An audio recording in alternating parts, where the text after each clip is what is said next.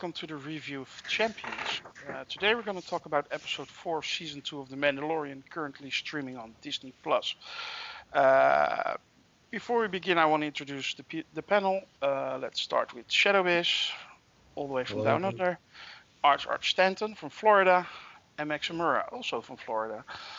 I am Sakaar's Grandmaster, and I would like to invite you all to join us at Sakaar.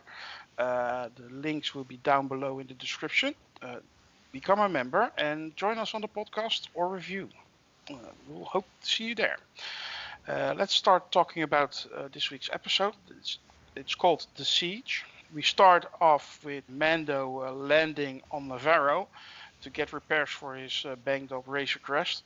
While those repairs taking place, the people there ask him to join them on a quest.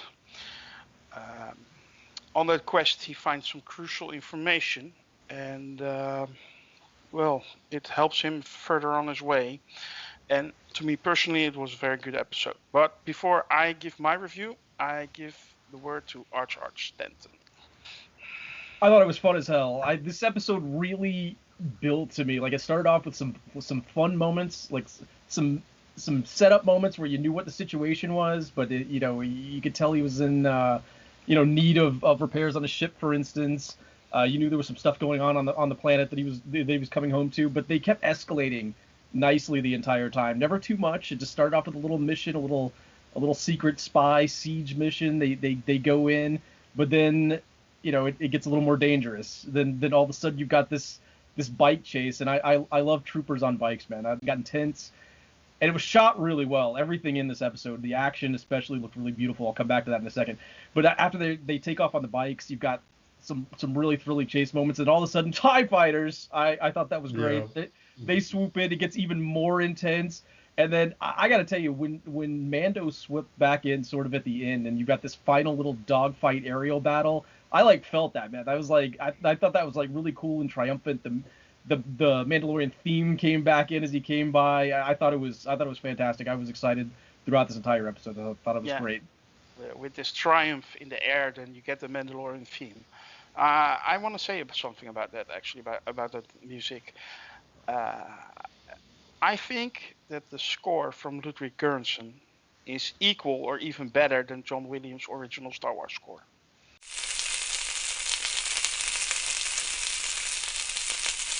Wow. Hot take. Yeah. I like it. I really do. Absolutely love the score, and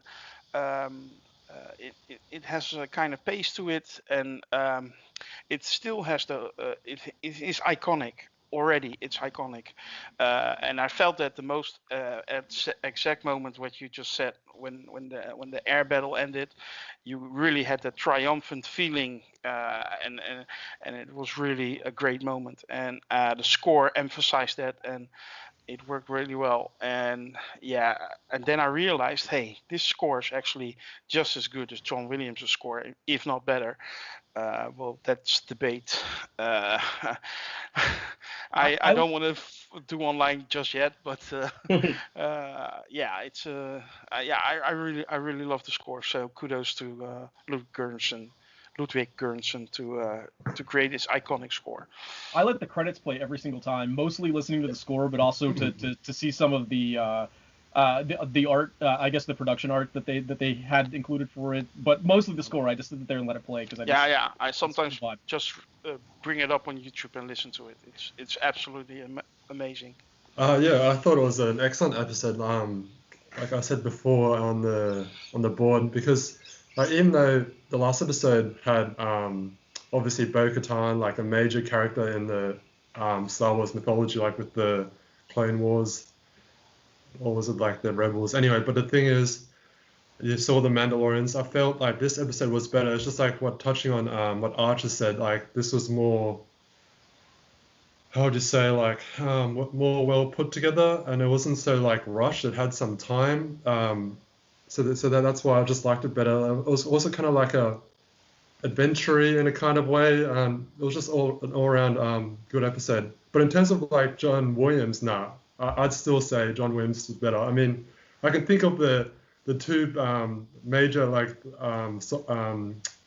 scores from that original film series right now, but like with the Mandalorian, I still kind of need to think about how that sounds like, but because I don't listen to the ending like all too often. But yeah, like everyone knows the Imperial March and the main Star Wars theme, of course. Give it 30 years to seep into your head. Yeah, I mean the original John Williams score is 43 years old. Yeah. So, I walk around humming it all the time. The new one, The Mandalorian. My wife has to ask me what I'm doing when I'm washing the dishes. Like, tells me to shut up all the time. So I almost quoted Lord of the Rings here. The score's almost as old as I am. But anyway, Max, what do you have? I actually have some loves and hates about the episode. Not too common for me to come back with a dislike for anything, but from the likes category, there were a couple of things that reminded me of other series and other movies from the past a lot. The blue guy coming in felt just like Pesci in Lethal Weapon to me almost. This unwilling guy who's kind of a bad guy who's being dragged along for something, and he just keeps being stuck further and further into it. I also like that he's the first guy in Star Wars canon to call out the railing. Like, oh my God, they walk in there. He gets up to the rail and he's like, what? Why is there a rail here? Like all of these situations in Star Wars where these guys have got to deal with a no rail issue right next to a giant fall to their death. But he's the first one to ever call it out to my knowledge. As far as other likes, the Gina character was awesome in there. I felt like when she had that moment with the animal that she had rescued, where she gave the look of disdain when right after rescuing it and moving on to deal with all sorts of other super heroic actions, this thing's begging her for more. And I think she really milked on the conflict she's getting in real life to get that disdain look on these people. Like, I think that's the move she went for when she turned and looked at this thing for coming back to her for more when she's clearly trying to just do the right thing here. Like it felt pretty powerful to me there. As far as other things that felt strong from other movies, the chase sequence on the bikes was something that felt straight out of Indiana Jones to me. Like I remember the tank scene on that. That whole sequence felt like the tank sequence from Indiana Jones Jack to the Star Wars territory. But it harkened back to it completely for me. Now the promised dislike. The location of the speeder bikes and the lack of training on quick dismounts down that hill makes absolutely no sense to me. Like the one thing these guys had to prepare for was the fact that they might have to take those speeder bikes down that hill, and they lost like half their fleet doing it. This just was poor planning, either directorially or actually in the design schematics of the Empire. I have no idea why you would put that many scouters right next to a cliff and not have a way down. To be fair, they are stormtroopers after all. Even my wife, who is not a real big Star Wars fan, I think she saw them with me once or twice, but she loves the Mandalorian, by the way. But even my wife has noticed about the stormtroopers that they are not really good soldiers. So, I mean, it's an inside joke among the fandom for a long time now. But if even noobs are seeing that right away, then you know it's real. I actually spotted an MCU reference or two in the episode to one specific movie, Guardians of the Galaxy Volume 2. Really? The opening scene with the child in the tube was actually a lot like the scene where Baby Groot has to put the bomb on the brain of Ego. Yeah. And also in the end, in the air battle, after it's done, he's sitting in a chair, eating his candy or cookie, and then he pukes. It's basically like what Baby Groot does in the battle with what's his face, Aisha, the Sovereign, in Guardians of the Galaxy 2. So I spotted that, and there are more people who spotted it, by the way. Anything else, Max? Well, I guess the final was the big takeaway there. Aside from the stuff going on, there's a couple of main plot points I think that we really have to get into on this episode. Yes. The tanks that were going on there and the extraction of the M points or whatever they were saying, that was clearly a reference to the midichlorians. I don't think that's even M up for count. much. The M count. Right, so that looked to me like the clone tanks probably tied to maybe what was going on with the Snoke plan, maybe something early in the trials of that, but an attempt to extrapolate those midichlorians. And I actually really wonder if they found themselves regretting Order 66 in a way by not having as many midichlorian high individuals to steal from for whatever that project is. It's very possible. Yeah, it gave me the feel that Moff Gideon is after the Force power in some way, whether for himself or for the Dark Troopers you see in the last shot.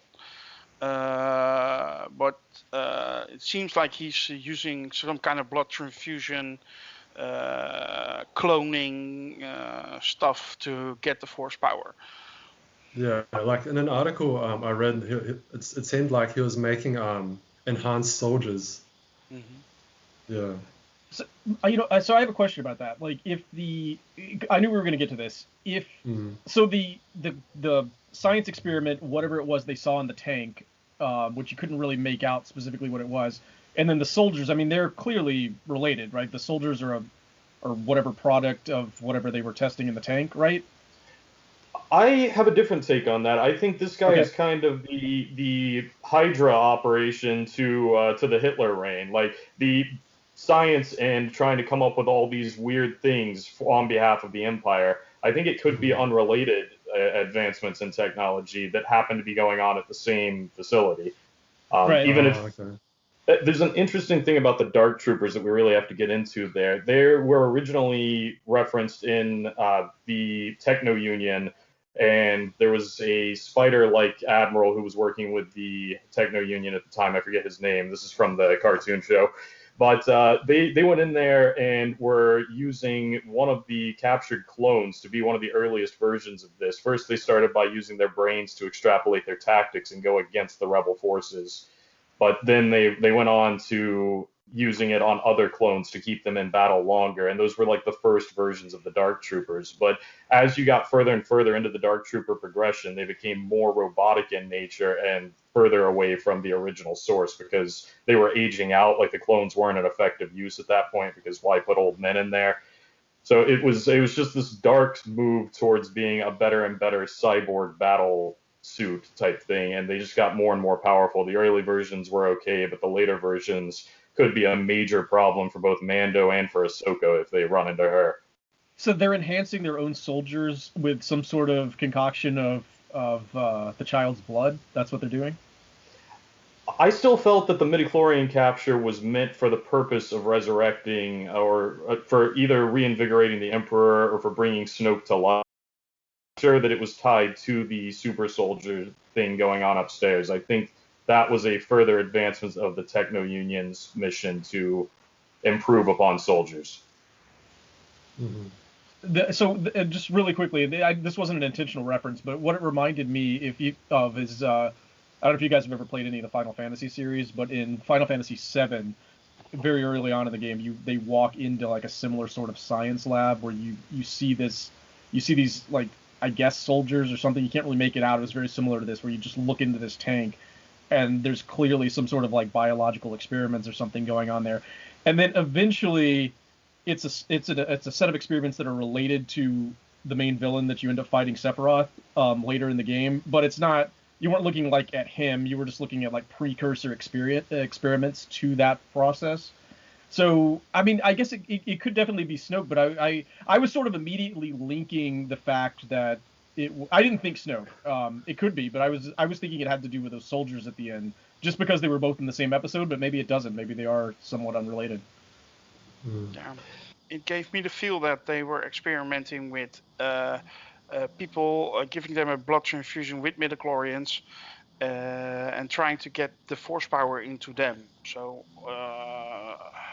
whether it's for Moff Gideon himself or for somebody else like Snoke, that I don't know, but it gave me a strong feeling that they are trying to extrapolate the Force power and giving that to other people by increasing their midichlorian count through blood transfusion or cloning or whatever. It definitely could be for them. I don't disagree with that at all. I just the shapes and the discontorted, like it felt like it was straight out of the scene from Alien, where the fourth film, where she walked in and found the tanks of herself. Like it really felt like her walking in on those tanks in that scene, and that reminded me more of Snoke's misshapen form than those super soldiers they had upstairs. Yeah, I guess I really like the Alien homage. Like, for example, Like with this one, like you just mentioned, and also the one in the episode where they find all the eggs of the spiderlings. I love how we have like all these different like things that it reminds us of. Like I think that's fantastic from other series. But Max, I think you were right earlier though. When they cut in on Moff Gideon at the end, he's definitely on his ship, so it's not like those soldiers were in the base. So he could have, who knows where he got them from. I was making a link there just because they're in the same episode, but they're not. You don't see any official tie between them. Yeah, I was feeling like this guy just has an interest in all the scientific advancements he can bring to reviving the Empire, and I think he's going to have all the top-end science gadgets with him. And I think that might be where, like, the black saber isn't tied into that process we were just looking at. But there's so much going on with him, and I just think we're going to constantly see him involved in whatever dark weirdness they're working on at the time. There's another little thing, just to change topics completely. There's another little teeny thing that I noticed. I didn't know what you guys thought about it, but